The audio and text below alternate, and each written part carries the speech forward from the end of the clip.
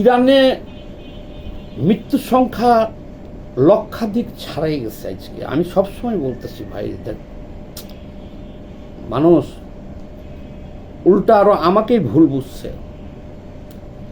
আমি শুরু থেকেই বলছি যে ইরানের এই যুদ্ধে জড়ানোটা উচিত হয় নাই। বাবা আমেরিকা যেটা বলছে দাবিটা মাইনে নে, তোরা বল যে না আমরা পারমাণবিক অস্ত্র বানাবো না, এবং জাতিসংঘের যে তদন্ত কমিটি আছে তাদেরকে আমরা বাধা দিব না। তারা ইরানের যে কোনো জায়গা তারা তদন্ত করতে পারবে। এই কথাটা বললে কিন্তু ইরানে হামলাটা হইতো না। কিন্তু বাংলাদেশের ভিউ ব্যবসায়ীরা, সাংবাদিকরা, ইউটিউবাররা, টকশোবাজরা সবাই কিন্তু বলা বলি করতেছে। তারা বলা শুরু করছে যে ইসরায়েলকে ধ্বংস করে দিবে, আমেরিকাকে ধ্বংস করে দিবে, ইরান এবার জিতবে। আয়াতুল্লাহ খোমেনি নবীর বংশধর, তাকে হারানো কোনোভাবে সম্ভব না। তারা মুসলমান, আর মুসলমানরা একদিন বিশ্ব জয় করবে। ইরান সেই কাজটা করবে, খামেনি নেতৃত্ব দিবে। এই খামেনির নেতৃত্বেই আমরা বিশ্ব জয় করব। এই ধরনের আবল তাবল কথা বইলা ইরান দেশটাকে ধ্বংস করে দেওয়া হলো। বাংলাদেশের মানুষ কি বললো না বললো এতে কিছু আসা যায় না, কিন্তু যদি বাংলাদেশের মানুষ এটা বলতো, যে বাংলাদেশের মানুষ যদি এটা বলতো যে আমেরিকা তোমরা হামলা বন্ধ করো, যেমন আমরা তো সমাবেশ করে করছি, বিরোধিতা করছি, কিন্তু ইরানের তো, যদি তুই জানিস খোমেনি যে ইরান হলো পৃথিবীর 1 নম্বর পরাশক্তি, আমরা তার সাথে পারবো না, আমাদের দেশটা ধ্বংস হয়ে যাবে। তারা ইরাক ধ্বংস করেছে, লিবিয়া ধ্বংস করেছে, সিরিয়া ধ্বংস করেছে, ইয়েমেন ধ্বংস করেছে, আফগানিস্তান ধ্বংস করেছে। তারা বিগত 3 দশকে মধ্যপ্রাচ্যের, তারা গাজা ধ্বংস করেছে। মধ্যপ্রাচ্যের 50 লক্ষ লোক মুসলমান মারা গেছে 3 দশকে। 3 দশকে হিসাব করে দেখেন। এই একটা দেশ ছিল ইরান, এই জন্য বলছিলাম এই কথাগুলা। কিন্তু এগুলো আমি বলার কারণে আমাকে হাজার হাজার মানুষ গালাগালি করেছে। আজকের কি জবাব দিবেন আপনারা? আরে ভাই, এটা কি হয় নাকি? তাই এটা একটা অসম যুদ্ধ। পৃথিবীর একটা সুপ্রিম পাওয়ার, 1 নম্বর পরাশক্তি তারা, তার বিরুদ্ধে দেখেন না এই যে যুদ্ধ শুরু হয়ে গেছে। এখন অনেকেই বলছে রাশিয়া সাপোর্ট দিবে, বিশ্বযুদ্ধ লেগে যাবে, চীন সাপোর্ট দিবে। ওরা এত বোকা না, আমেরিকার বিরুদ্ধে কেউ যাবে না। এই সারা পৃথিবীটাকে আমেরিকা 154 বার ধ্বংস করতে পারে, সেই সামর্থ্য তাদের আছে। সেইখানে তার সাথে যোগ দিচ্ছে ইসরায়েল। না, আজকের ইরানের খবর শুনেন। একটা মুসলিম কান্ট্রি, দেশটা ধ্বংস হয়ে গেল। যুদ্ধের প্রথম দিনের আঘাতেই যদি মন্ত্রী পরিষদের সবাইকে মাইরে ফেলতে পারে, প্রধানমন্ত্রী সহ, তাইলে আপনারা বুঝতে হবে যে তাদের সাথে আপনারা কি লড়াইটা করবেন বলেন। হ্যাঁ, যার জন্য এত ভনিতা বা এত কথা বললাম, দুঃখজনক। দেখেন, ইরানের এমন হামলায় চালাইছে,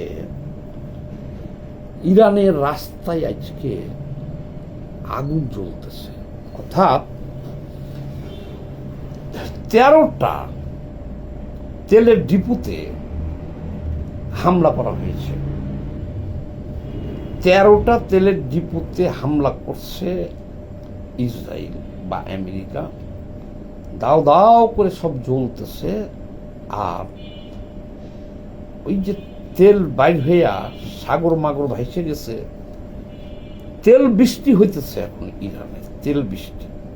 এই তেলগুলা এই যে বাষ্প হয়ে উপরে যাইতেছে আর বৃষ্টি হয়ে পড়তেছে, আর রাস্তাঘাট জ্বলতেছে আগুন। আর বোমা এই পরিমাণ মারছে যে ইরানের আকাশ এখন পাইছি, আজকে বিভিন্ন মিডিয়ায় পাইছি, আপনারা চাইলে আমি দেখাইতেও পারবো। তারাই বলছে যে ইরান শেষ, হাহাকার। মানে ওখান থেকে কোনো নিউজ বাইরে যাইতে দিতেছে না, কিন্তু যে পরিমাণ ধ্বংসযজ্ঞ চালাইছে, মানে ইরানের তো এখন আকাশ প্রতিরক্ষা ব্যবস্থা ধ্বংস করে দিচ্ছে, কোনো প্রতিরোধ নাই। পুরো আকাশের নিয়ন্ত্রণ তারা নিয়ে নিচ্ছে, নিয়ে শতাধিক বিমান আর বিশ্বের সর্বশ্রেষ্ঠ বিমান, যেগুলা এখনো পৃথিবীর কোনো দেশ পায় নাই, আমেরিকার হাতে আছে, সেই সব বিমান দিয়ে এখন হাজার হাজার টন ফেলতেছে ওখানে, হাজার হাজার টন। এই দেখেন ইরানের আজকের অবস্থা দেখেন, আর কাহিনী দেখেন। ইরানের অবস্থা আমি দেখতেও পারতেছি না, আপনাদের দেখাইতেও পারতেছি না। এটা আল জাজিরার ছবিটা, আর কি লিখছে দেখেন, ইরান শেষ নিঃশ্বাস ত্যাগ করার পর্যায়ে আছে। এই আগুনগুলো তো স্বাভাবিক আগুন না, দেখেন না এগুলো। অনেকেই সন্দেহ করতেছে যে তারা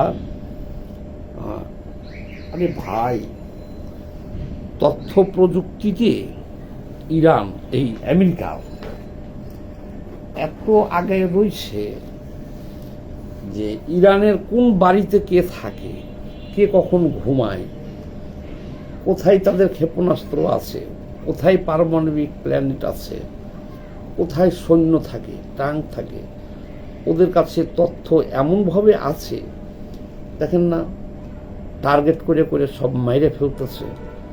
তাহলে এইরকম একটা দেশের সাথে বিরুদ্ধে ইরান টিকবে কয় ঘন্টা? এই যে ছবিগুলো দেখাইলাম আপনাদেরকে, ওখানে লেখছে, বিবিসিতে বিস্তারিত লেখছে যে কম করে হলে 1 লাখ মারা গেছে। 3 প্রজন্মের যে বিমান আছে এখন ইরানের আকাশে চক্কর দিতেছে, এই বিমান পৃথিবীর কারো কাছে নাই। আপনি যদি 100 ফুট না 500 ফুট মাটির নিচেও ভূগর্ভস্থ বাংকারে অস্ত্র রাখেন বা পারমাণবিক বোমা বানানোর চেষ্টা করেন, কিন্তু এখন ইরানের আকাশে যে ধরনের যুদ্ধ বিমান আছে আপনি বাঁচতে পারবেন না। তারা যদি চায় যে ইরানকে আমরা সাগর বানিয়ে ফেলব, তাহলে এই বোমা মারতেছে না, একটা করে বোমা মারলেই 100 ফিট করে উড়িয়ে দেওয়া ডিপ হয়ে যাবে, 100 ফিট।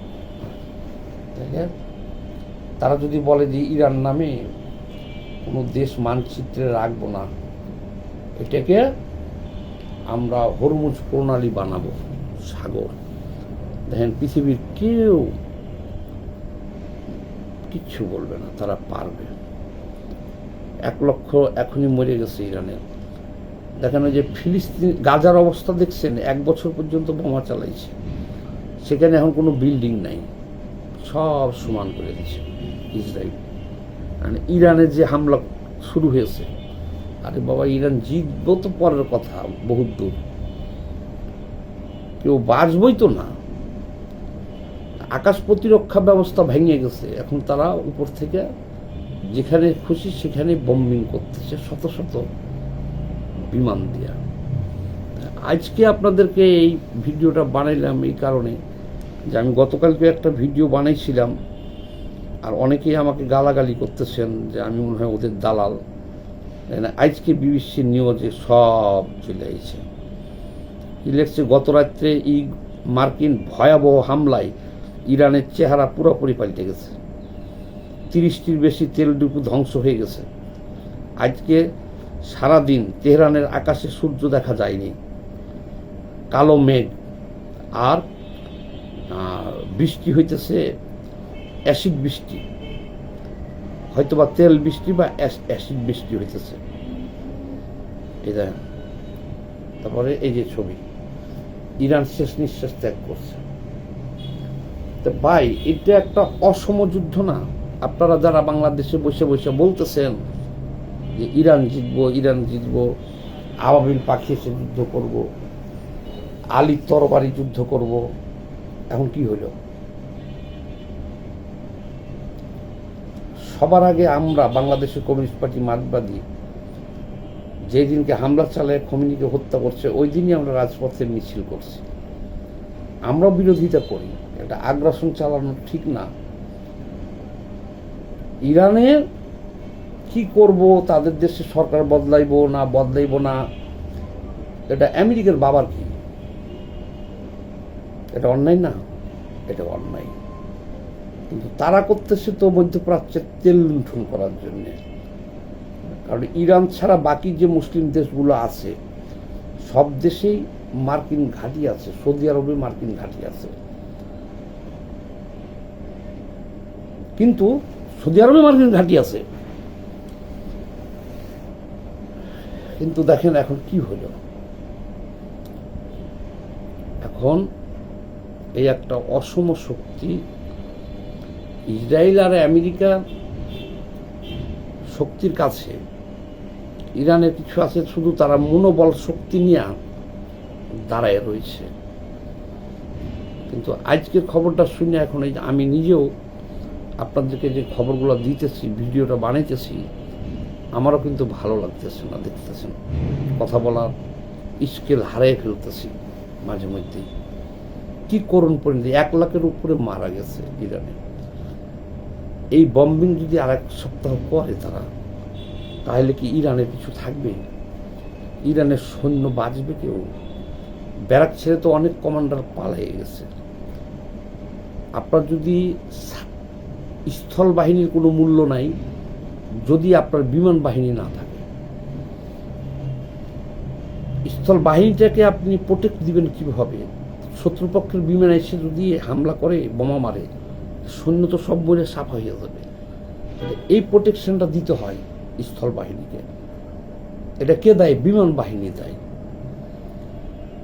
যে তোমরা যুদ্ধ করো ফিল্ডে, সামনে বাড়ো, যদি কোনো বোমা আসে, বাহির দেশে বিমান এসে তোমাকে বোমা মারতে চাই, এটা আমরা ফাইট দিব।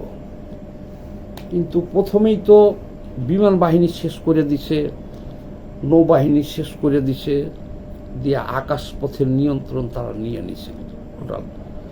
তখনই বুঝছিলাম যে এটা একটা সময়ের ব্যাপার। কিন্তু এখন যে হারে যে ঘটনা ঘটছে, যে খবর পাইলাম, তাতে আর তো সময় লাগবেও না। আর বোকার মতো কাজ করি আমরা। আরে ভাই, এই পৃথিবীটা 154 বার ধ্বংস করতে পারে আমেরিকা। দরকার হলে তারা পারমাণবিক বোমা মাইরে দিবে আপনারে। কি করবেন তখন আপনি? এই যে আমি যে এই যে ধোঁয়াগুলো দেখলাম, আমার তো মনে হইতেছে এটা এর ভিতরে পারমাণবিক বোমা কিছু কিছু দেওয়া আছে, এটা আমি মনে করতেছি। আগুনগুলো কীরকম দেখছেন? তো যাক, মনটা খারাপ হয়ে গেল। একটু বেশি বেশি শেয়ার দিয়েন। ইরান শেষ। সবাই ভালো থাকবেন, ধন্যবাদ।